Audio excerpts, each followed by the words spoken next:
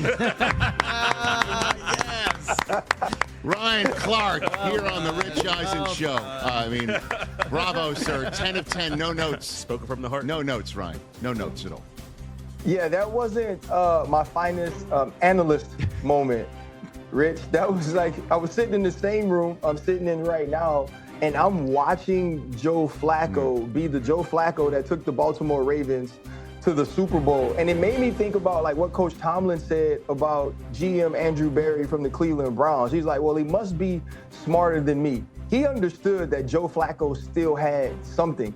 And if you go back to week 1, he threw for 290 yards against the Cincinnati Bengals. And now you see him with Jamar Chase, obviously T. Higgins, and what he's able to do with that team since about the second half of that first game against Green Bay. Nobody's going to want to play this offense, but I'm just more upset that the Pittsburgh Steelers didn't take that next step. Coming into the season with Aaron Rodgers, I thought to myself, okay, this is a playoff team. And then now you see them with the down AFC North. The AFC as a conference is not as strong as we thought it would be. And to lay an egg like they did last night defensively is unacceptable. Yeah, I mean, when Flacco pulled the ball and ran it for 12 yards, I audibly screamed. I audibly screamed out loud, and I was surrounded by other people, Ryan. I love this reaction. I'm bringing you back. I'm bringing you back Rich, here. I know. Rich, I get it. I wanted to jump out of a first-story window because I didn't really want to harm myself that bad. Yeah, I just wanted the bruises. So I didn't want like the full effect of what happened.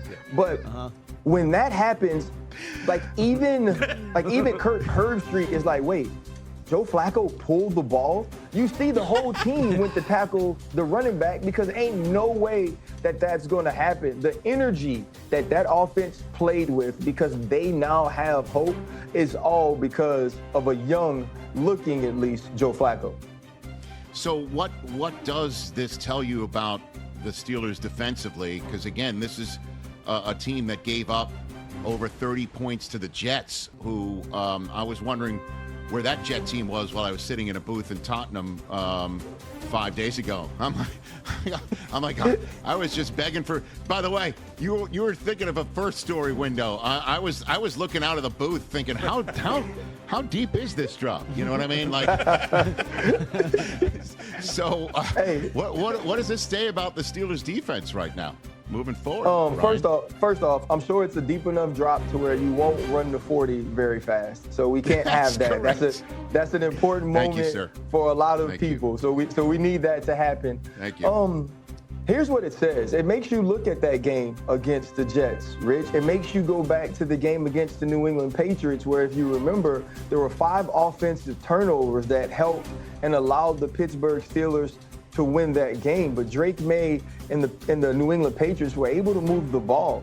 I felt like Terrell Austin, the defensive coordinator, found something in the pressure defensive packages we've seen on third downs or in passing situations, adding Patrick Queen to the rush, playing some man-to-man on the back end, using some disguise that's allowed them to get some one-on-ones. But last night, that was so difficult to do because of the matchups outside, which were supposed to be mitigated by adding a Darius Slay, by adding a Jalen Ramsey, and to a lesser effect, an Echoes that they acquired from the Jets. It was, from the X and O strategy standpoint, it was a whipping from Zach Taylor on Terrell Austin. But also when we're just speaking about players making plays, the Jamar Chases, the T. Higgins, the Yoshi Bosses, the Chase Browns, Noah Fants, they made more plays offensively than what we're used to seeing from the stars, like the TJ Watt, one of the highest paid players in the world, make. They didn't come up and show up in the most important times. And lastly, on this subject matter, Ryan, before I pick your brain on the rest of the NFL, I hear it all the time from fans in Western PA whenever I cape for Mike Tomlin and saying that he's one of the best, and if he ever did somehow, some way part ways with the Steelers or vice versa, he'd be hired in 2 seconds flat. If he wanted to do that, he'd be great on TV as well. What do you say to those who are questioning Mike Tomlin's stewardship at this point in time, certainly off of a game like last night, Ryan? Obviously, he's one of my closest friends in the business, a mentor to me, a big brother.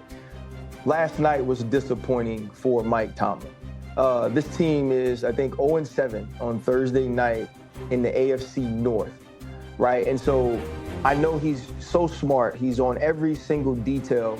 I know that's part of his preparation, right? What can I do differently to have my team prepared to play? And then it was the thought process in what are the adjustments defensively? How will we be prepared if we see something different or if something isn't working in the manner that it was supposed to be? And I didn't feel like this team was. And I think that's the most disappointing part about Thursday night, that there are many times where I look at Mike Tomlin and I understand his process and I don't put certain losses or certain statistics onto him. Last night's loss was. You got everything you needed and wanted out of Aaron Rodgers to put you up and give you an opportunity 31-30 late in that game. And he and Terrell Austin didn't make the adjustments late to get one stop, because that was all they needed, Rich, was one stop. And this is a very disappointing loss for a team that could have taken an incredibly strong hold on the AFC North and put themselves in play to host more than one playoff game when it came playoff time. The Emmy Award-winning ESPN analyst Ryan Clark here on the Rich Eisen Show, Monday Night Countdown, every single show. It appears to be under the sun. Of course, the Pivot Pod as well, right here on the Rich Eisen Show. Let's talk 4-2 teams, Ryan, because the Niners, Eagles, Seahawks, Lions, Rams are all 4-2 in the NFC. If you had to put your marker on only one of them, now, obviously, the Bucs are there at 5-1, and the Packers at 3-1-1. But those 4-2 teams, Niners, Eagles, Seahawks, Lions, Rams, you could put your marker on only one of them to make the Super Bowl. Which one would it be?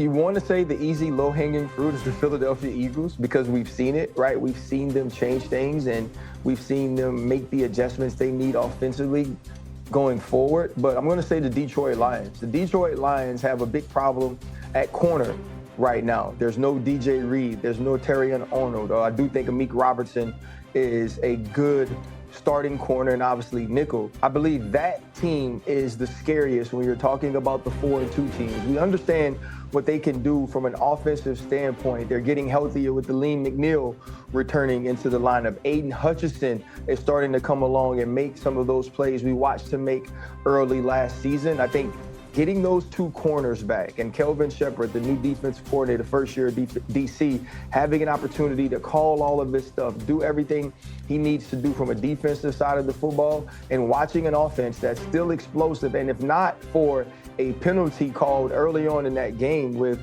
Jared Goff not being set, I think that game could be differently as well if that touchdown pass from David Montgomery counts. And so I think the Detroit Lions have a